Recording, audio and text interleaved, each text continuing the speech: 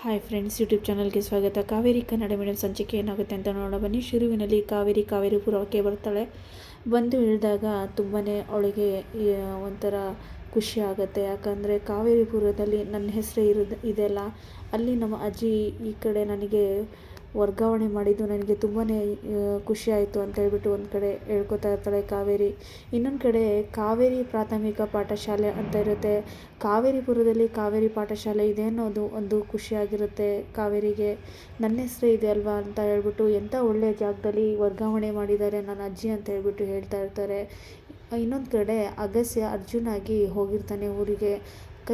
ಮೈಯೆಲ್ಲ ಚಿನ್ನ ಹಾಕ್ಕೊಂಡು ಹೋಗಿರ್ತಾರೆ. ಅಲ್ಲಿ ಅಕ್ಕಪಕ್ಕವರು ಇವನು ಸಾಲ ಮಾಡಿ ಹೋಗಿದ್ದ, ಹೇಗೆ ಈ ಥರ ಎಲ್ಲ ಚಿನ್ನ ಹಾಕ್ಕೊಂಡು ಬಂದಿದ್ದಾನೆ ಅಂತ ಒಂದು ಕಡೆ. ಆದರೆ ಇನ್ನೊಂದು ಕಡೆ ಕಾವೇರಿ ಒಂದು ಹುಡುಗಿ ಅಲ್ಲಿ ಇಳಿದು ನೋಡಿದಾಗ ಕಾವೇರಿ ಅಲ್ಲಿ ಒಂದು ಹುಡುಗಿನ ತುಂಬಾ ಎಲ್ಲರೂ ಕೂಡ ಟಾರ್ಚರ್ ಮಾಡ್ತಾ ಇರ್ತಾರೆ.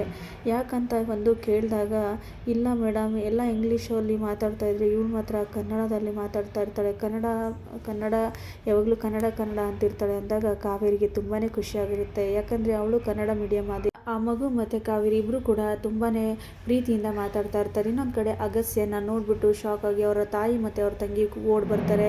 ಫೋನಲ್ಲಿ ಹೇಳ್ತಾನೆ, ನಾನು ದುಬೈಯಿಂದ ಬಂದಿದ್ದೀನಿ ಅಂತ ಹೇಳ್ಬಿಟ್ಟು ಫೋನಲ್ಲಿ ಅಗಸ್ಯ ಮಾತಾಡ್ತಾ ಇರ್ತಾನೆ. ಅದನ್ನು ಕೇಳಿಸ್ಕೊಂಡೆಲ್ಲ ಅಕ್ಕಪಕ್ಕ ಮನೆಯವರು ತುಂಬಾ ಶಾಕಲ್ಲಿ ನೋಡ್ತಾ ಇರ್ತಾರೆ. ಎಲ್ಲಿಂದ ಬಂದಿದ್ದಾನೆ, ಇಷ್ಟೊಂದು ಚಿನ್ನ ಎಲ್ಲಿಂದ ಬಂತು, ಇವ್ನು ನೋಡಿದ್ರೆ ಸಾಲ ಮಾಡಿ ಓಡೋಗಿದ್ದ ಅಂತ ಹೇಳ್ಬಿಟ್ಟು ಹೇಳ್ತಾ ಇರ್ತಾರೆ. ಇನ್ನೊಂದು ಕಡೆ ಅವ್ರ ತಾಯಿ ಅವ್ರ ತಂಗಿ ಬಂದುಬಿಟ್ಟು ಇಬ್ಬರು ಕೂಡ ಅಪ್ಕೊಂಡು ನೋಡ್ತಾ ಇರ್ತಾರೆ.